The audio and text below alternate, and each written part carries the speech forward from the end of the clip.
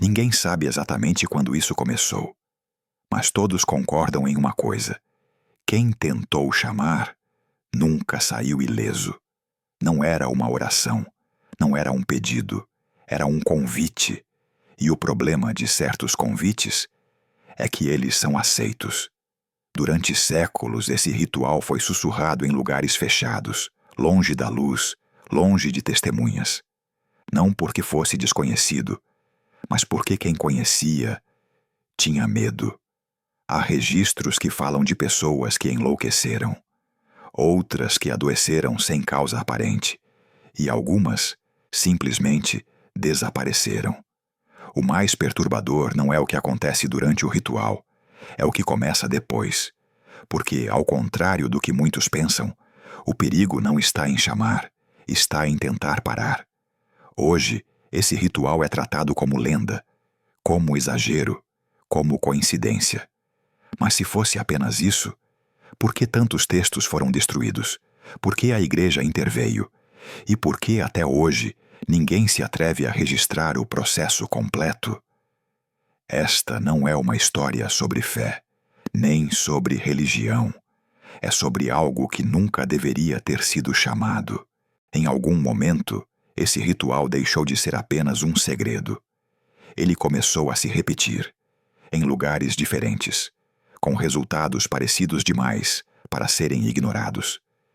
Foi aí que a atenção mudou. Não eram mais apenas relatos isolados, eram padrões, pessoas diferentes descrevendo a mesma sensação, uma presença, um peso no ambiente, a impressão de que algo tinha sido trazido e não queria ir embora. Os primeiros a reagir não foram religiosos, foram médicos, juízes, autoridades locais, porque o que aparecia nos registros não fazia sentido. Mortes sem causa clara, mudanças bruscas de comportamento, gente que do dia para a noite dizia estar sendo observada. Só depois disso, a igreja interveio. Textos começaram a desaparecer. Manuscritos foram classificados como perigosos, e qualquer menção ao ritual passou a ser tratada como heresia. Oficialmente, tudo era superstição. Extraoficialmente, ninguém queria lidar com as consequências.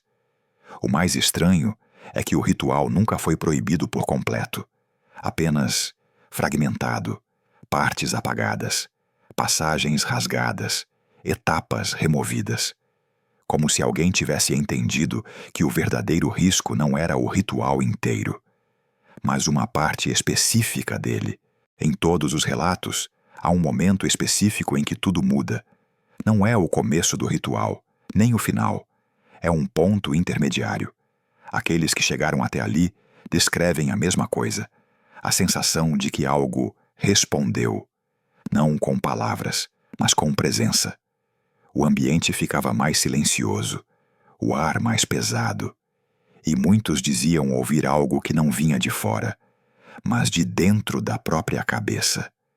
É exatamente nesse ponto que a maioria dos registros se interrompe, como se alguém tivesse decidido que aquilo não deveria ser descrito. Alguns textos avisam de forma vaga: se parar aqui, as consequências são piores. E isso é o que mais assusta, porque continuar é perigoso, mas parar parece ser fatal. Há casos de pessoas que tentaram abandonar o ritual nesse estágio. Elas relatam noites sem sono, sensação constante de perseguição e um medo que não tinha origem clara. Em poucos dias, a mente começava a falhar. Confusão, paranoia, isolamento. Não porque algo as atacava fisicamente, mas porque algo parecia observar. Os poucos registros completos concordam em um ponto. Depois desse estágio, a pessoa nunca mais era a mesma. Algumas sobreviveram, mas nenhuma voltou ao normal. Alguns dos registros mais inquietantes não falam do ritual em si. Falam das pessoas que estiveram próximas.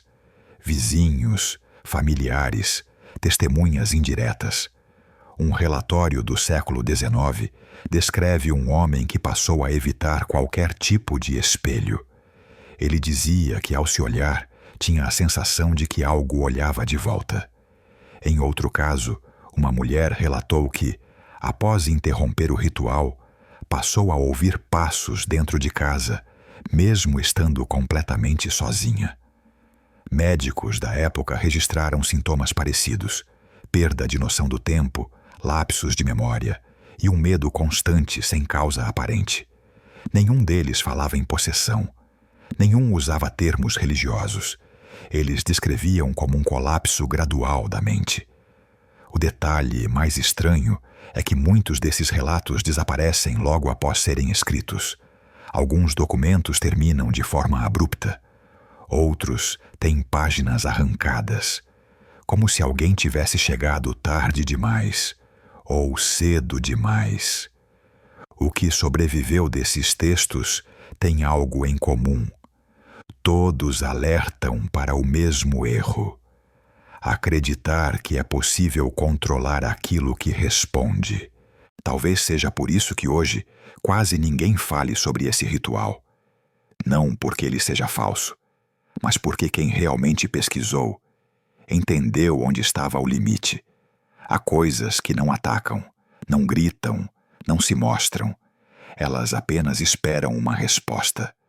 E quando essa resposta vem, o silêncio nunca mais é o mesmo.